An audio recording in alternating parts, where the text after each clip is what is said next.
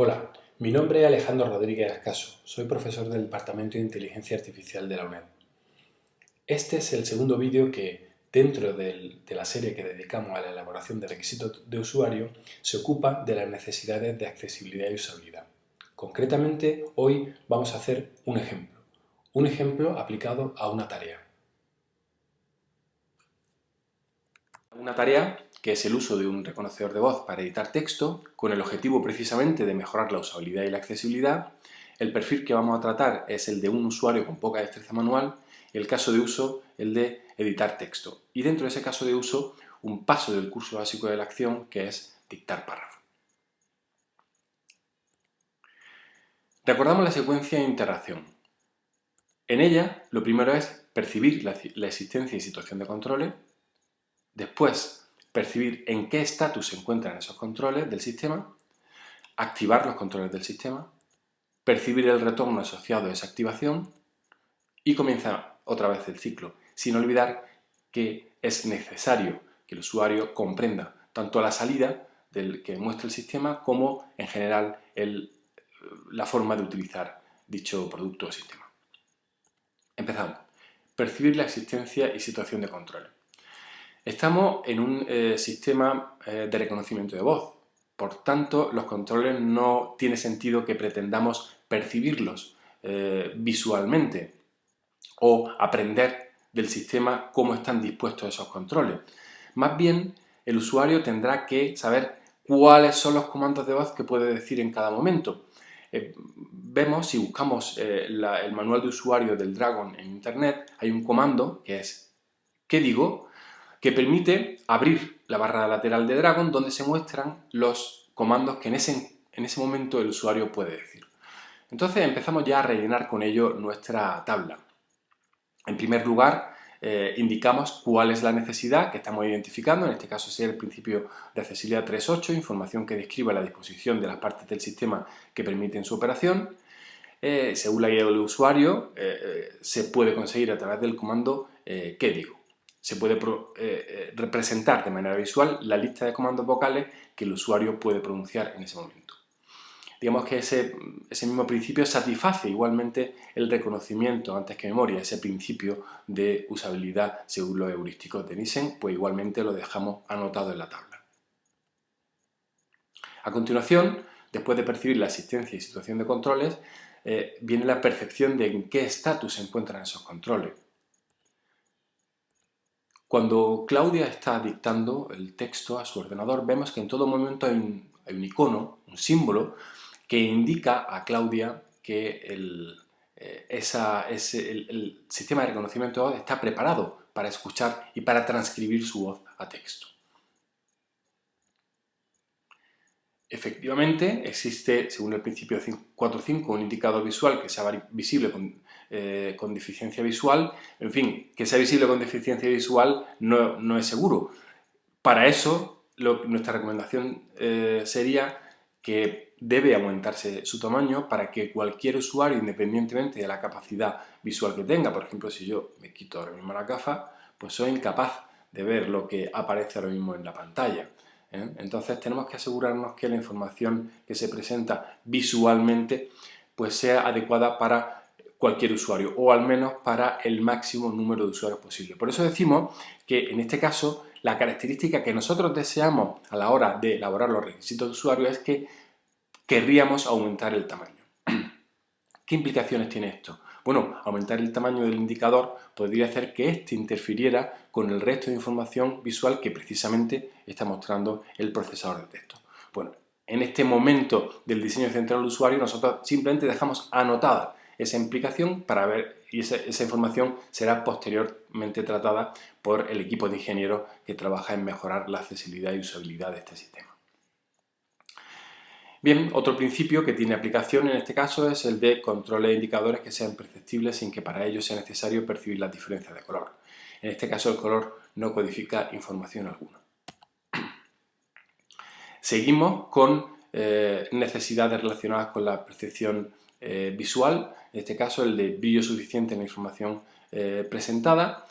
bueno, pues la característica deseada es que existe un brillo suficiente y habitualmente el brillo de la pantalla del ordenador lo controla el propio usuario. Será necesario comprobar que la opción de controlar el brillo del sistema en el sistema operativo es accesible para el usuario. Aunque esto pues, no será objeto del diseño, ¿no? De nuestro sistema, eso sería más bien objeto del diseño de un sistema operativo o de un ordenador en concreto. Continuamos con otro tipo de necesidades relacionadas con la percepción de la información visual. En este caso, pues, información dentro del campo visual de aquellos que tienen estatura baja o están sentados en silla de ruedas, pues la característica deseada es que el usuario se encuentre en una posición adecuada. Escribimos como implicación que es necesario asegurarlo, pero igualmente digamos que esa no es una característica que afecte al diseño o la mejora de nuestro sistema de reconocimiento de voz. Igualmente, en el caso de evitar los reflejos, evitar el deslumbramiento. En el caso de que percibir la información visual en primer plano existiendo un fondo, pues sí que es tarea de quien diseñe el Dragon Naturally Speaking. Lo que podemos en este momento de la elaboración de los requisitos de usuario hacer es decir que el contraste tiene que ser suficiente y como implicaciones podemos decir que existen herramientas para comprobar que el contraste es suficiente. Por ejemplo, existen herramientas como el UC Studio que permiten comprobar el contraste, si el contraste de una determinada aplicación cumple con las recomendaciones de las pautas para la accesibilidad al contenido web 2.0. Continuamos con nuestra secuencia. Después de la percepción del estatus de los controles viene la activación de los controles. Bien, en este caso las características que nosotros queremos es que el usuario que tiene poca destreza manual pues, y que no tiene mucha precisión de movimiento, pueda utilizar el sistema. Bueno, precisamente para eso hemos elegido este sistema. Claudia puede utilizar este producto porque puede dictar el párrafo con la voz. Bueno, como implicaciones, aquí anoto que será necesario asegurar que el usuario se encuentra en un ambiente en el que no hay interferencias sonoras. De nuevo, eso no es un aspecto que tengamos que ver en el diseño de una nueva versión de nuestro sistema de reconocimiento de voz. Igualmente, tampoco es un problema dejarlo anotado. Después de la activación del control, queremos la correspondiente percepción del retorno. En este caso, la percepción de retorno viene implementada por que el Microsoft Word escribe en el documento la frase que Claudia acaba de pronunciar y ese actúa como retorno.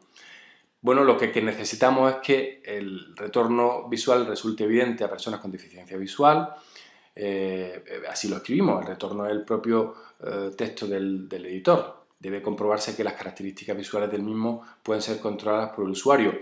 Igualmente no es una tarea específicamente del reconocedor de voz, sino de la aplicación que dicho reconocedor está controlando. Igualmente en el caso de todas las necesidades que están relacionadas con la percepción de la información visual. Después de la percepción del retorno, pues vuelve a comenzar la percepción de la existencia y situación de controles. En este caso, ¿qué hace la usuaria? Pues dice iniciar nueva línea. Ahí estaríamos en un nuevo caso de uso, que es, lo hemos llamado así precisamente, iniciar nueva línea.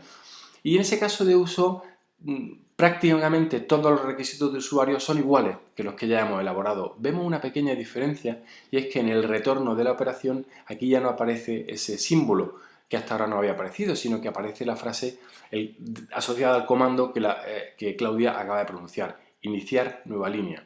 Probablemente eso nos lleve a introducir algún principio nuevo asociado con que es necesario percibir el retorno, en este caso concreto asociado a un texto.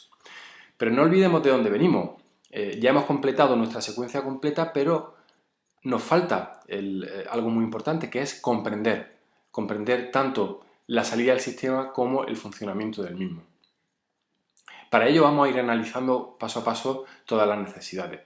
Por una parte, el principio de usabilidad, ayuda y documentación se satisface porque Claudia nos dice al comienzo del vídeo que existe una ayuda para el usuario que es útil y que debe ser utilizada.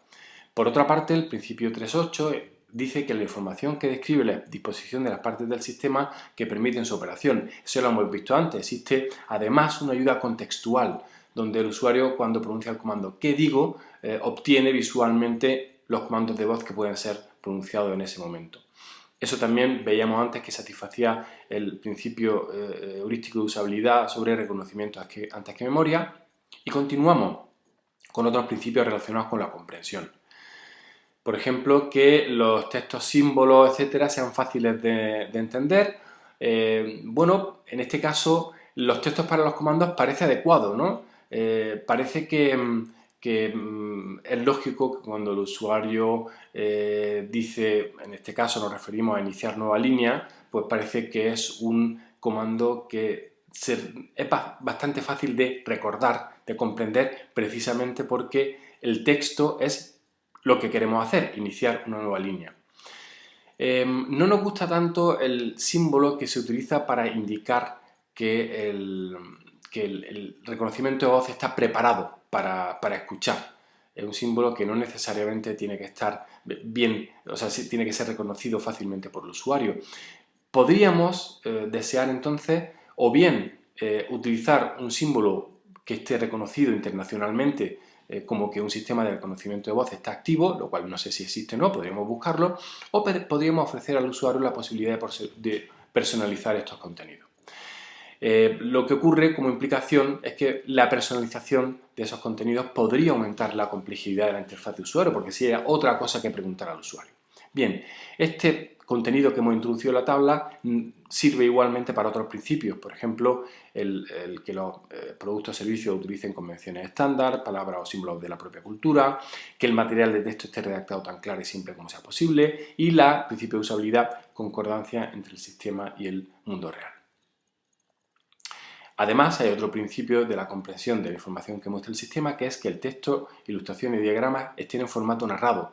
Eso mejoraría la capacidad de comprensión para algunos tipos de usuarios, pero como implicación tenemos que anotar aquí que, claro, la generación de información sonora puede interferir con la interacción vocal del dictado, porque el sistema de reconocimiento de voz podría captar esa información vocal, o incluso, si el usuario lo está escuchando con cascos, puede que el usuario sienta un problema para generar los comandos de voz y al mismo tiempo escuchar esa información sonora que genera el sistema. Como conclusiones podemos decir que se han creado requisitos de usuario de usabilidad y accesibilidad cubriendo los siguientes pasos de la secuencia: percibir, activar y comprender. Pero nos faltan algunos: los de seguridad y privacidad equivalentes, evitar riesgos personales, utilizar eficientemente el producto, utilizar productos de apoyo y otras cuestiones transversales. Hasta el próximo vídeo.